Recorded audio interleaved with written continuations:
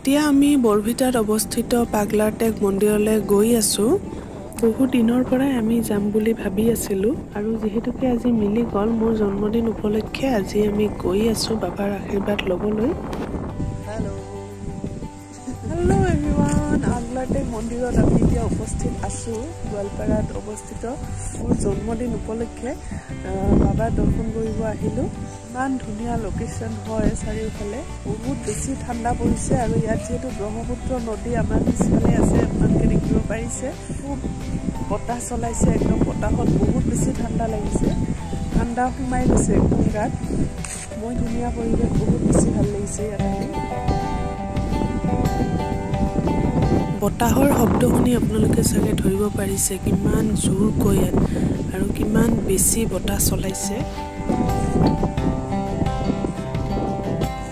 আৰু এইটো হৈছে মোৰ জন্মদিনৰ উপহাৰ, অতি প্ৰয়োজনীয় বস্তু হয় যিহেতুকে আমি বাইকত ঘূৰা ফুৰা কৰি থাকোঁ মাজে সময়ে। আৰু এতিয়া যিহেতুকে বাইকত উঠিলে দুইজনে হেলমেট পিন্ধাটো বাধ্যতামূলক হয় আৰু পিন্ধাটোও অতি দৰকাৰী হয় আমাৰ নিজৰ ছেফটিৰ কাৰণে। গতিকে এইটো মোৰ জন্মদিনৰ উপহাৰ হয়, হেলমেট এটা। হেলমেটটো কেনেকুৱা লাগিছে ক'ব। জন্মদিনৰ বহুত বহুত শুভেচ্ছা থাকিল। ধন্যবাদ। মনে মনে ৰখি আছো।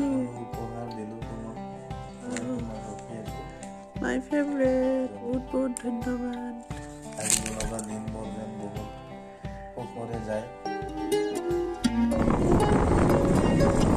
আজি ফাৰ্ষ্ট টাইম এনেকৈ হেলমেট পিন্ধি ৰাইড কৰি আছোঁ। নতুন হেলমেট প্ৰথম দিন জন্মদিনৰ দিনা পিন্ধিছোঁ আৰু আপোনালোকেও বাইকত উঠিলে সকলোৱে হেলমেট পৰিধান কৰিব। নিজৰ ছেফটিৰ কাৰণে নিশ্চয়কৈ পিন্ধাটো অতি প্ৰয়োজনীয় হয়।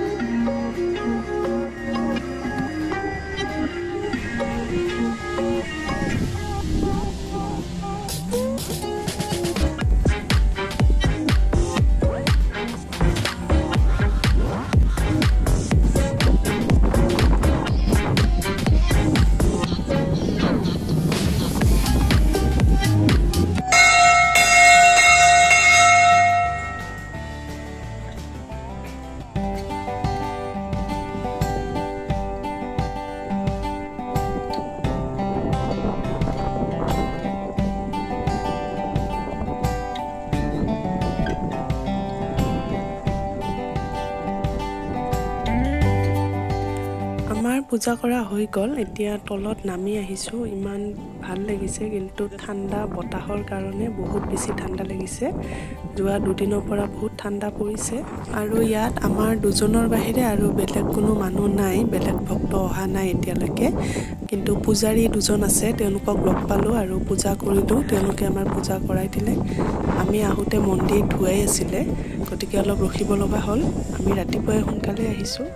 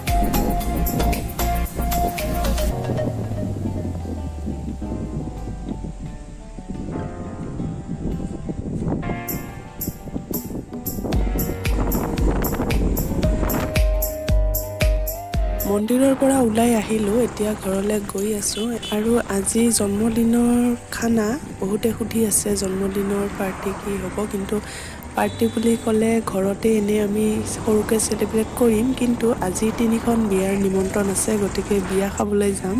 বেলেগৰ ঘৰতহে পাৰ্টি হ'ব আজি বিশেষকৈ, কাৰণ বিয়াৰ নিমন্ত্ৰণ ৰক্ষা কৰিব লাগিব। আৰু আমাৰ ঘৰৰ ওচৰতে বিয়া আছে, গতিকে যাবতো লাগিবই। তাতেই আজি আমাৰ পাৰ্টি হ'ব ভালকৈ, কিন্তু ঘৰত এনে সৰুকৈ আমি কৰিম বুলি ভাবিছোঁ।